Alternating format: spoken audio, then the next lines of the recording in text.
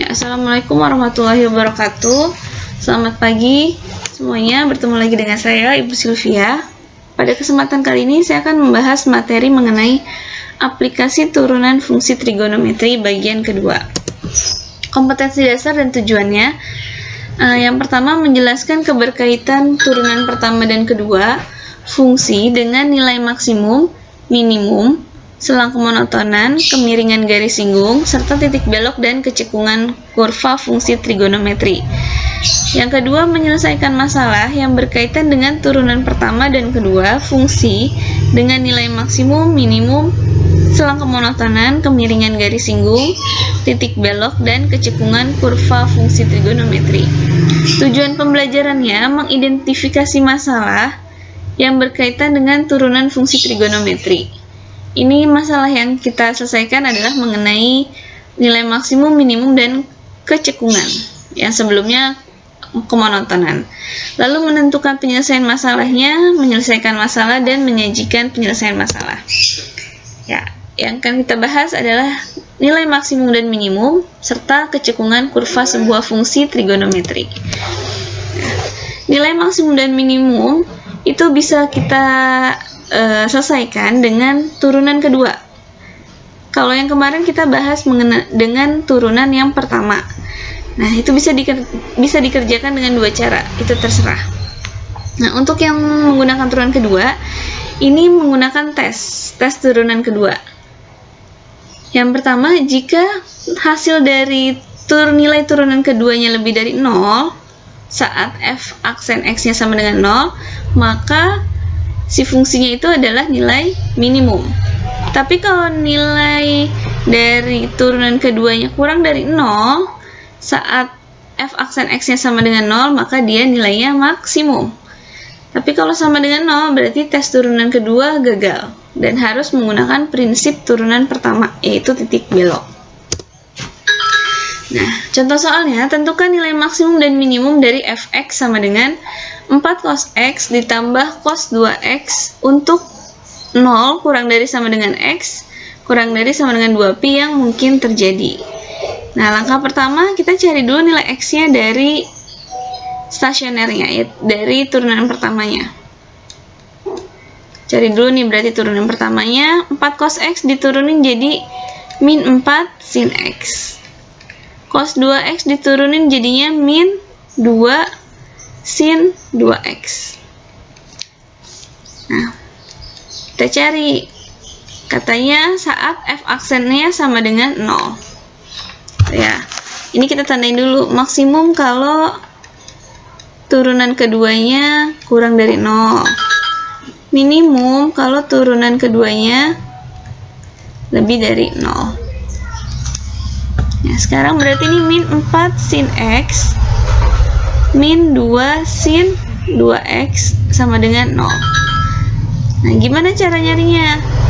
Ini kita jabarkan dulu. Min 4 sin x min 2 dikali sin 2x, kalau dijabarin kan 2 sin x cos x sama dengan 0. Lalu ini kita keluarkan nih, sama-sama punya 4 sin x, min 4 sin x. Kita keluarin, ini jadinya 1 plus, ini udah keluar ya. Jadi tinggal cos x sama dengan 0. Kalau kayak gini, kan ini perkalian nih, kita cari satu-satu. Ini dulu sama dengan 0. Terus yang kedua ini sama dengan 0. Yang pertama ini dulu ya, yang min 4. Min 4 sin x sama dengan 0. Berarti sin x sama dengan 0. X yang hasilnya sin x yang hasilnya sama dengan 0, berarti x-nya itu ketika 0, terus ketika pi ketika 2pi. Karena batasnya radian, jadi kita gunakan x-nya dalam bentuk radian. Lalu yang kedua,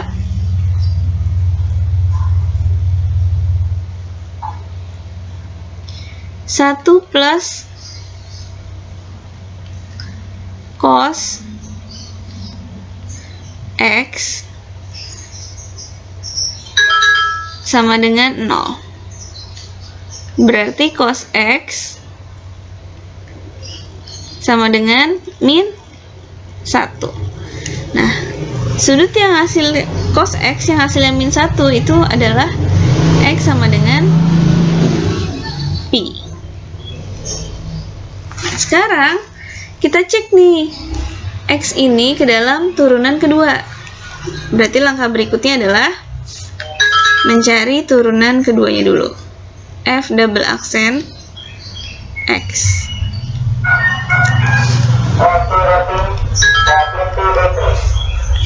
F double aksen.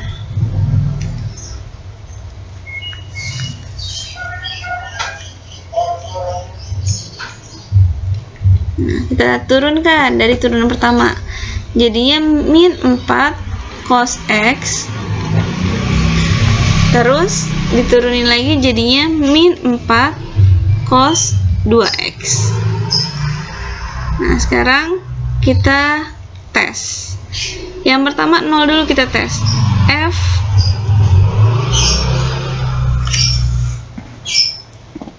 F double aksen 0. Berarti min 4 cos 0. Cos 0 itu 1, berarti min 4. Ini cos 0 1 min 4 sama dengan min 8. Min 8 itu kurang dari 0. Berarti ini karena kurang, maka ini maksimum. Nilai maksimumnya. Lalu nilai maksimumnya berarti ada di X sama dengan 0. Lalu cek lagi yang ketika pi. F double aksen pi sama dengan cos 180 itu min 1 ya, berarti ini 4. Ini cos 180 min 1, 180 kali 2 360. 360 1 berarti min 4 sama dengan 0. Ini berarti belok. Lalu lagi F 2pi. F 2pi berarti dimasukin lagi nih. 360 kan 1, berarti ini min 4. Ini jadinya 720, kembali lagi cos 0 ya. 1 min 4 lagi. Sama dengan min 8, kurang dari 0. Ini terjadi maksimum. Jadi pada fungsi ini terjadi dua nilai maksimum, yaitu ketika X sama dengan 0 dan X sama dengan 2pi. Nah, berarti sekarang kita cari nilainya. Ini kan baru X-nya. Berapa nilainya? Kita kembalikan lagi. Berarti ini F 0 sama dengan, masukin nih, cos 0. Cos 0 berapa? 1, berarti 4 ditambah 1 sama dengan 5. Terus lagi F 2pi. Masukin lagi ke sini ke soal. Berarti ini 4 cos 2pi 4 ya. Cos 2pi kan 1. Ditambah cos 4pi sama dengan cos 2pi ya. 1.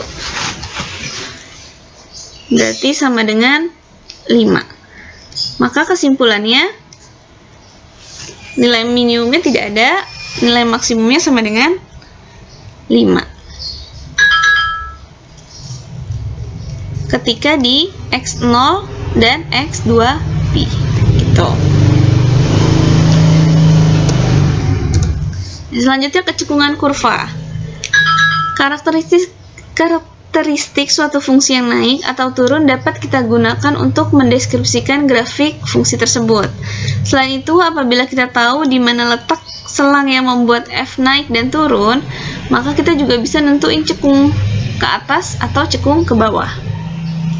Definisi kecekungan, misal F terdiferensialkan pada selang buka I. Grafik F akan cekung ke atas pada I jika F aksen naik. Jika F aksen naik pada selang tersebut, dan akan cekung ke bawah jika F aksennya terjadi turun. Seperti pada gambar nih. Gambar yang pertama itu cekung ke atas, jadi dia naik. Gambar yang kedua itu cekung ke bawah, F aksennya turun. Nah, teorema uji kecekungannya, jika F double aksen lebih dari 0, maka grafiknya cekung ke atas. Nah, jika F double aksennya kurang dari 0, maka grafiknya cekungnya ke bawah.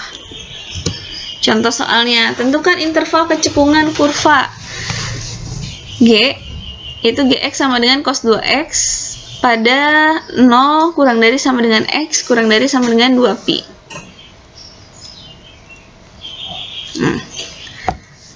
Berarti kita pakai double aksen. Kita cari dulu G aksennya. Cos 2x kalau diturunin jadinya min 2 sin 2x. Lalu kalau double aksen berarti min 4 cos 2x. Nah, setelah itu kita cek nih. Ini cekung atas dulu ya. Cekung atas. Berarti min 4 cos 2x lebih dari 0. Gitu kan ya? Cekung ke atas berarti F G double aksennya lebih dari 0. Berarti cos 2x karena dibagi min 4 berarti tandanya berubah 0. Nah, terus kita bikin sama dengan dulu. Cos 2x sama dengan 0.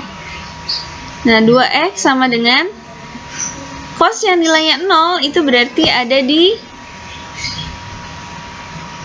di 90 pi per 2 plus k kali 2pi, atau di sini kita tulis 2x yang kedua selain di 90 ada juga di 270 ya. 3pi per 2 plus k kali 2pi. Ini kita bagi 2, x sama dengan pi per 4 plus k kali pi. Yang ini x sama dengan pi per 3pi per 4 plus k kali pi. Kalau k-nya 0, kita dapat pi per 4. Kalau k-nya 1, kita dapat 5pi per 4. Udah, sampai 1 aja. Ini dapat 3pi per 4 sama 7pi per 4. Tuh. Setelah itu, kita cek pakai seperti biasa garis bilangan. Ini 0, terus pi per 4, 3pi per 4, 5pi per 4,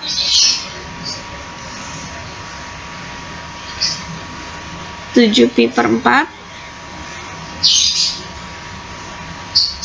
sama 2pi. Kita cek nih, misalnya kita cek pi per 2. Pi, kalau di sini berarti pi per 6 ya, 30 derajat. 30 derajat kita cek ke mau yang mana? Sini apa sini? Sini aja ya. 30 derajat kalau dicek ke sini berarti cos 60 plus. Ini kalau dicek min kalau dicek plus, kalau dicek min, kalau dicek plus. Tuh. Sekarang karena tadi kita ngeceknya ke sini, pakainya tanda yang ini, kurang dari. Maka didapatlah intervalnya. Jadi interval saat cekung ke atas pi per 4 kurang dari x kurang dari 3pi per 2, 3pi per 4 atau 5pi per 4 kurang dari x kurang dari 7pi per 4. Ini kalau yang cekung ke atas. Berarti kalau yang cekung ke bawah, kebalikannya. Ya, ini ya. Nanti kalian cari sendiri nih, cekung ke bawah. Ini kalian cari sendiri.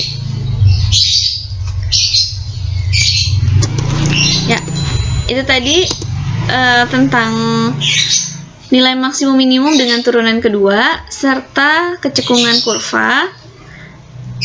Kurang lebihnya saya mohon maaf. Terima kasih. Assalamualaikum warahmatullahi wabarakatuh. Selamat pagi.